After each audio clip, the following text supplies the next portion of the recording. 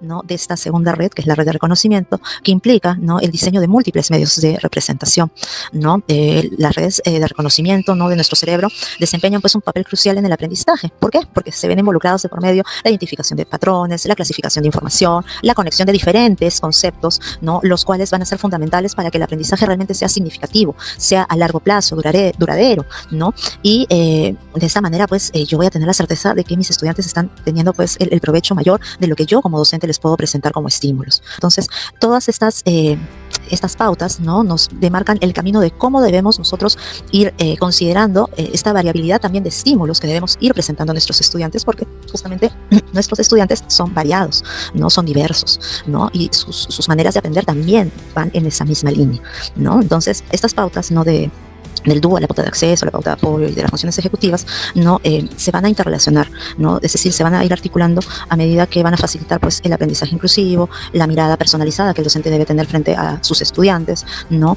Por ejemplo, en cuanto a acceso, pues se va a asegurar de que todos los estudiantes puedan interactuar con el contenido del cual se presenta, ¿no? En cuanto al apoyo, lo mismo, va a proporcionar aquellas ayudas, ¿no?, temporales que van a ser necesarias para los estudiantes, ¿no? Y cuando consideramos las funciones ejecutivas, pues estas van a fomentar la autonomía a largo plazo, van a ayudar a los estudiantes a convertirse en estudiantes justamente más estratégicos, más autorregulados, ¿no?, autogeneradores justamente de sus propios aprendizajes, que es lo que todos nosotros apuntamos y deseamos en algún momento, ¿no? Entonces, todas estas pautas, ¿no?, que justamente enfocan el marco del DUA, no nos van a permitir justamente una enseñanza más flexible que se va a adaptar a la diversidad de estudiantes, asegurando pues que ninguno de ellos se quede sin aprender, ¿no? Ese sería en sí el objetivo general que esta red de reconocimiento estaría buscando.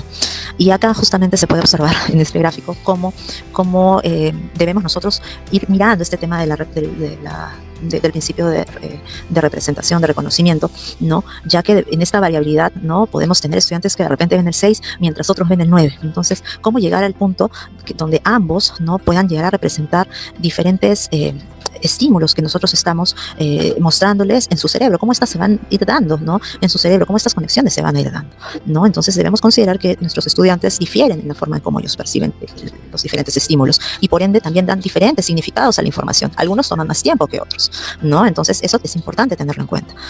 Por ejemplo, en el caso de las personas que tienen alguna condición de discapacidad sensorial o alguna condición de problemas de aprendizaje, ¿no?, ellos también tienen representaciones diferentes, ¿no? Y esa pues tiene que ser respetada, tiene que ser en todo caso valorada y considerada al momento de nosotros docentes ofrecerles los estímulos dentro del aula, ¿no?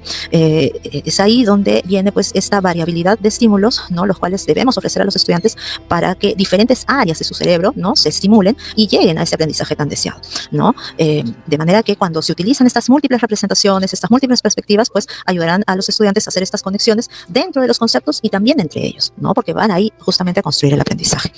Entonces, estas redes de reconocimiento en el aprendizaje, ¿no?, van a ser justamente estos sistemas neuronales que se van a ir activando en el cerebro, ¿no?, como bien lo explicaba Sandra, y nos van a permitir identificar y categorizar la información, facilitando así la comprensión y la retención del conocimiento. En estas áreas cerebrales, en estas partes del cerebro que se van justamente a activar, ¿no?, tenemos ahí, por ejemplo, en las redes de reconocimiento, zonas que se activan dentro del lóbulo occipital, ¿no? Esta área pues sabemos que está involucrada en este procesamiento visual de los estímulos, ¿no? Es esencial para reconocer objetos, para reconocer rostros, para reconocer letras, colores, ¿no?, todos los elementos que puedan ingresar por la vía visual.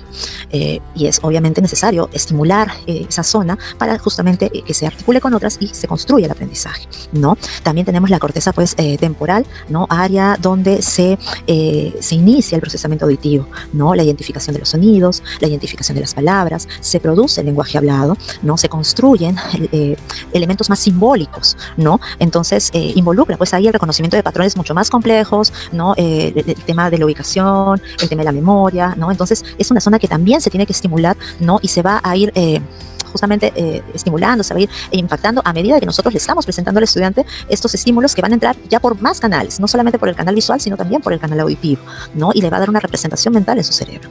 ¿Qué otras áreas se estimulan cuando yo justamente trabajo las redes de reconocimiento de mis estudiantes? Pues se activan zonas de la corteza parietal, ¿no? En nuestro lóbulo parietal tenemos pues funciones donde se integran la información sensorial, ¿no?, donde se integran elementos espaciales, ¿no? Se reconoce reconoce la relación entre los objetos con el espacio, se entiende el significado del contexto, ¿no? El tema de la orientación espacial es ahí en esa zona, en este lóbulo parietal, donde justamente se activa, ¿no? Entonces tomemos ello en cuenta para justamente el momento de diseñar nuestras clases, al momento de poder trabajar con nuestros estudiantes, no solamente enviarles información por uno de estos canales, muchas veces el visual, sino también considerar los demás canales, actividades donde se muevan, actividades donde tengan que orientarse, donde tengan que percibir, donde tengan que emitir el habla, ¿no? Estas redes, pues al trabajar juntas, ¿no? van a ayudarnos a reconocer y procesar la información del mundo que está fuera de nosotros, ¿no? Este mundo exterior, este contexto, ¿no? De manera cada vez mucho más eficiente. Y justamente lo que nos plantea el diseño universal para el aprendizaje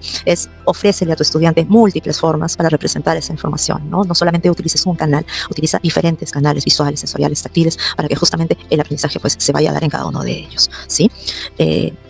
Vamos entonces a ver así de esta manera que estas redes, ¿no? Estas redes de reconocimiento van a desempeñar pues funciones importantes, funciones cruciales, buscando siempre pues que se construyan aprendizajes cada vez más significativos. Ese es el fin que estas redes plantean en algún momento, ¿no? Que luego todos estos elementos que yo he ido estimulando en mis estudiantes, ¿no? Se traduzcan en esta aplicación en su vida diaria, ¿sí?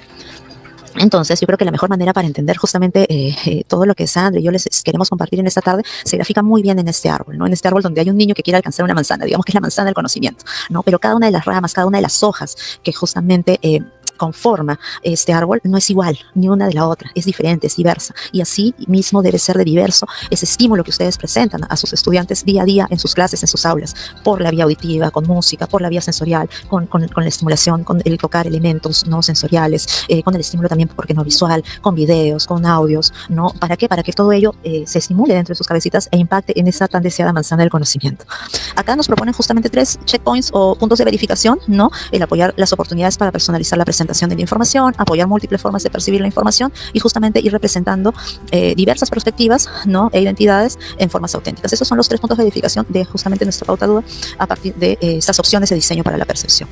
Y así vamos a seguir avanzando con el tema de la pauta de apoyo, ¿no? La pauta de apoyo que nos marca en proporcionarle justamente a nuestros estudiantes diferentes opciones de diseño, en este caso para el idioma, para los símbolos. Antes en la pauta anterior comentaba el tema del lenguaje, ¿no? Pero como esta pauta DUA trata de ver un poco más allá del tema de una condición, ¿no? Habla también del idioma y de la importancia de considerar este background cultural que tienen todas las personas, ¿no? Y el respeto que los idiomas también ameritan en cada uno de ellos, ¿no? Entonces tenemos acá justamente la pauta de apoyo, ¿no? Que se refiere a darle estos andamiajes, estas ayudas a los estudiantes de manera que faciliten su proceso de aprendizaje y que a medida que él pues vaya accediendo, digamos, al siguiente nivel, estas pueden irse retirando, ¿no? De manera que ganen, ¿no? La autonomía que se espera, ¿no? Entonces acá nos dan 5 puntos de verificación importantes, ¿no? Que van justamente dentro del tema del idioma y los símbolos, ¿no?